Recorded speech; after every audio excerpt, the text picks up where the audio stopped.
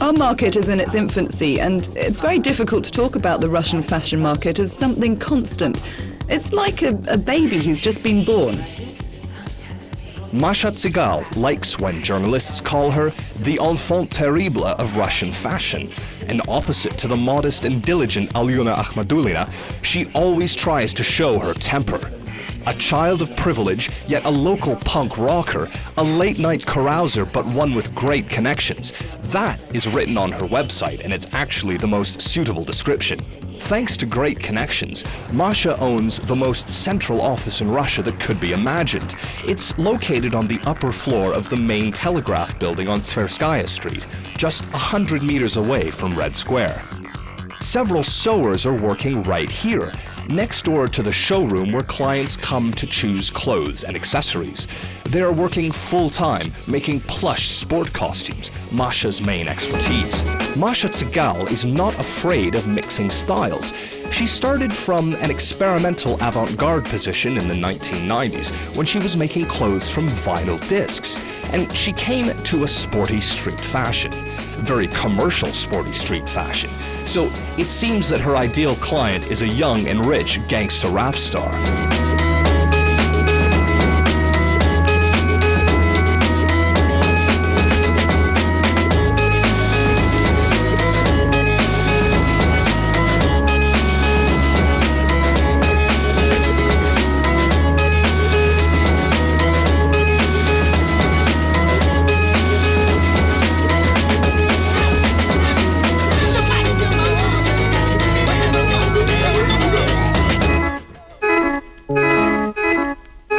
Clothes by Masha Tsigal don't have any sophisticated cut, but are overwhelmed with prints and other decorative elements.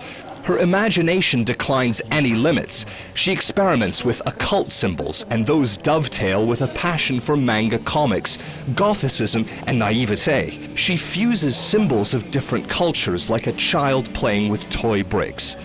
Eclecticness lives on in every inch of her showroom. A graduate of the London College of Fashion, Masha Tsigal considers Russian brands should have a smarter positioning on the global market.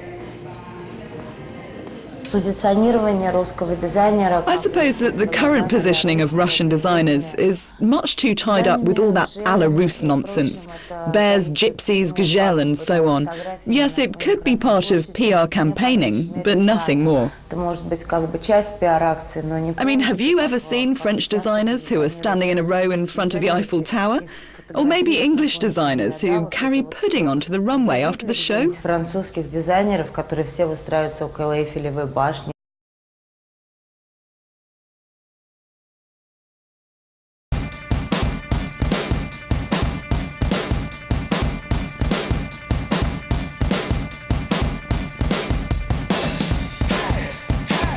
Luxury, splendor, and nobility. The boutique of Igor Chapurin welcomes customers with an atmosphere of expensive and exclusive style. And it's not just self-PR. Igor's clients are mostly VIPs, successful businessmen, high-ranking officials, and celebrities. All the Moscow beau monde comes here. They say the wife of President Putin, Ludmila, is one of Igor's most loyal customers. Chapurin came up with his first haute couture collection in 1995 and created his own brand in 1998. He survived a major economic crisis in Russia and became one of the most experienced and respectable figures on the Russian fashion scene. His collection, inspired by a ballet, made a furor in Paris.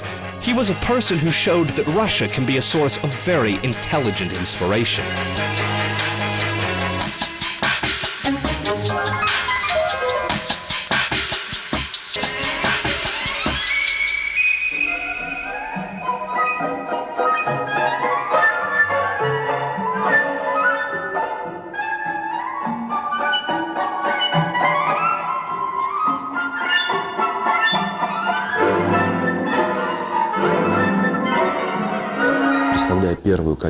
Paris was waiting for a Russian theme, and I showed them another Russia, where vodka and matryoshkas are not the main characters.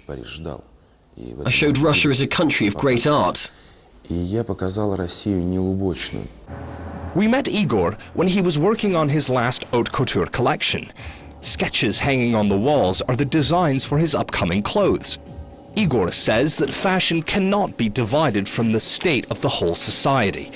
He is glad he started working when the new Russia was born. The death of the Soviet perception of living and the formation of new landmarks for the Russian people gave him a unique emotional experience.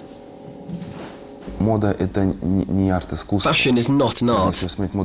Rather, the perception of fashion as an art is a trap for any designer. It's a block for creativity. If you're developing the motif of a hammer and sickle in your collection or constantly playing with laces and ruching, it means you're not moving.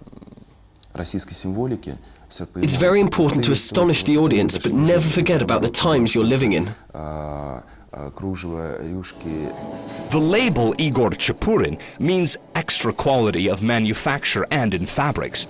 Noble materials, the best furs and leathers, sophisticated embroidery, a lot of smart details and handicraft.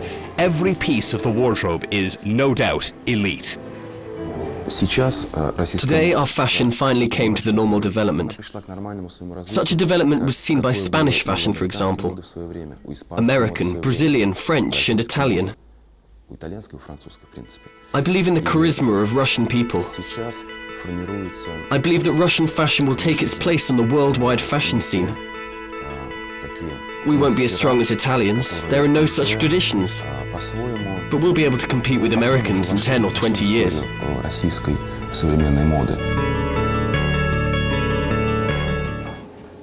Igor Chapurin criticizes the Russian system of design education. He says it's too conservative. It's a Soviet system, actually. A school that finally became a Moscow State Textile University was founded soon after the Bolshevik Revolution. It's the oldest and the most recognized place where specialists in clothes manufacturing are taught, designers among them. Each year, about 1,000 students graduate from the Department of Applied Arts, most of them couture wannabes. Tatiana Kozlova, Dean for the Applied Arts Department, defends the traditions in the education of designers. We think that a student should be a professional at first. All of these avant-garde collections are made for just one day, and it's not really an example for our students. First of all, we give them a professional and cultural basis, and a good designer should be familiar with painting, history of arts, culture itself. We're doing all we can to make the designer a well-educated person. Dozens of famous Russian designers came out of this university. Nina Neretina and Donis Pupis are among them.